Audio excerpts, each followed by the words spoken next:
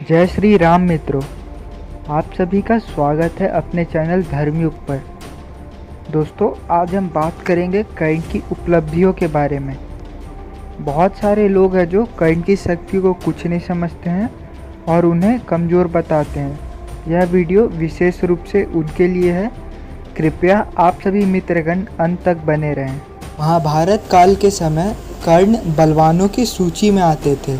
उनके पास 8 रत्नी शरीर थी और 10,000 हाथियों का बल था। काशी कन्या के स्वयंवर में कर्ण ने अकेले सारे सैकड़ों महारथी राजाओं को हराया था, जिसमें जरासंध और शिशुपाल भी मौजूद थे। इस युद्ध में कोई भी राजा कर्ण के सामने टिक न पाया था और इसी युद्ध के बाद कर्ण पूरे विश्व में विख्यात हुए थे। ब्रह्मास्त्र, जो विश्व के शक्तिशाली अस्त्रों में से एक था, उस प्रलयकारी ब्रह्मास्त्र को कर्ण ने अपने मामूली बाणों द्वारा ही काट डाला था। और आपको जान के हैरानी होगी कि हमारे सनातन इतिहास में एकमात्र कर्ण ही थे जिन्होंने ऐसा असंभव कार्य को किया था। कर्ण अर्जुन के अंतिम युद्ध के समय जब कर्ण का पहिया धरती पर फंस गया था, तब कर्ण ने अपने पहियों को निकालने के लिए अपार बल लगाया था और कर्ण के बल से संपूर्ण धरती 4 उंगल ऊपर उठ गई थी। धर्मराज युधिष्ठिर को पहले से ही पता था कि शल्य ही कर्ण के सारथी बनेंगे, इसलिए उन्होंने शल्य से कर्ण को प्रेरणाहीन करने को बोला था। इसी कारण की वजह से शल्य बार बार कर्ण का अपमान किया करते थे, मगर कुछ देर बाद ही खुद शल्य कर्ण के पराक्रम को देख कर्ण की ही प्रशंसा करने लगे थे। धर्मराज युधिष्ठिर कर्ण को ही सर्वश्रेष्ठ धनुर्धर मानते थे और अपने अज्ञातवास के दौरान कर्ण के भय से धर्मराज युधिष्ठिर 13 वर्ष तक ठीक से ना सो पाए थे। वायुपुत्र भीम, जो कि महाभारत के सबसे बलशाली योद्धा थे, उन्हें कर्ण ने अपने धनुष से उनके गले में फंसाकर और भूमि में पटककर घसीटा था। कौरव और गंधर्वों के युद्ध में कर्ण ही अकेले तक लड़ते रहे थे और सैकड़ों गंधर्वों को कर्ण ने यमलोक भेज दिया था। फिर हजारों गंधर्वों ने कर्ण को चारों ओर से घेरकर हमला किया। इसी कारण कर्ण को उस युद्ध से पीछे हटना पड़ा था। कर्ण अकेले एक रथ पर ही बैठकर संपूर्ण पृथ्वी जीते थे। कर्ण का वो यज्ञ वैष्णव यज्ञ था जो पहले सिर्फ नारायण ने किया था और नारायण के बाद सिर्फ कर्ण ने यह यज्ञ को पूरा किया था। कर्ण के इस दिग्विजय के कारण ही कौरवों के पास पांडवों से अधिक सेना थी। कर्ण ब्राह्मणों के भक्त, सत्यवादी, तपस्वी, नियम और व्रत का पालन करने वाले और शत्रुओं पर भी दया करने वालों में से थे। इसलिए उनका एक नाम वृष अर्थात धर्मात्मा था। भगवान परशुराम से प्राप्त भार्गवास्त्र चला के कर्ण ने पांडवों की एक अक्षौहिणी सेना का अर्जुन के सामने ही नाश कर दिया था। इस युद्ध में अर्जुन का एक प्रण भी टूटा था और कर्ण ने इस भार्गवास्त्र को चलाकर अर्जुन को रण छोड़ने पर मजबूर कर दिया था। कर्ण का यह अस्त्र को देखकर अर्जुन डर गए थे और अर्जुन के हाव भाव को देखकर श्री कृष्ण ने अपने रथ को युधिष्ठिर के कक्ष में मोड़ लिया था।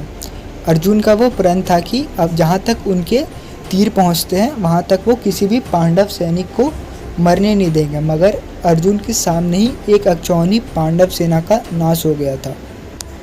जरासंध, जो कि बलवानों में श्रेष्ठ था, जिसे मारने के लिए भीम ने 14 दिन लिया था, पर कर्ण ने उस जरासंध को एक दिन में ही हराकर जीवन दान दिया था।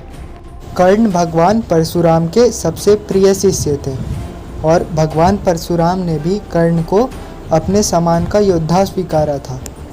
भीम, नकुल सहदेव, सात्यकी, युत्सु, धृष्टद्युम्न, शिखंडिनी और द्रौपदी के 5 पुत्र युद्ध के 17वें दिन युधिष्ठिर की रक्षा कर रहे थे, मगर इन सब महारथियों के रक्षण के बावजूद कर्ण युधिष्ठिर को पकड़ने में सफल हुए थे और उन्हें बंदी बनाकर युद्ध में एक भारी उलटफेर कर सकते थे।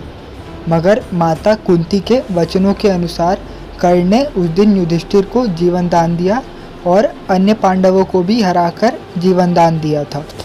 कर्ण और अर्जुन का अंतिम युद्ध महाभारत का सबसे विनाशकारी युद्ध था। इस युद्ध में कर्ण अर्जुन पर पूर्ण रूप से हावी थे। कर्ण ने अर्जुन का कीर्ति मुकुट का नाश कर दिया था, जो स्वयं देवराज इंद्र ने अर्जुन को दिया था। कर्ण का ब्रह्मास्त्र अर्जुन के रथ पर जा गिरा था, जिसके बाद अर्जुन का वो दिव्य रथ महाभारत युद्ध के खत्म होने के पश्चात ही जलकर राख हो गया था। और कर्ण की मृत्यु के बाद युधिष्ठिर अर्जुन के घाव देखकर बोले थे कि अगर युद्ध थोड़ी देर और चलता तो निश्चय ही कर्ण की विजय होती।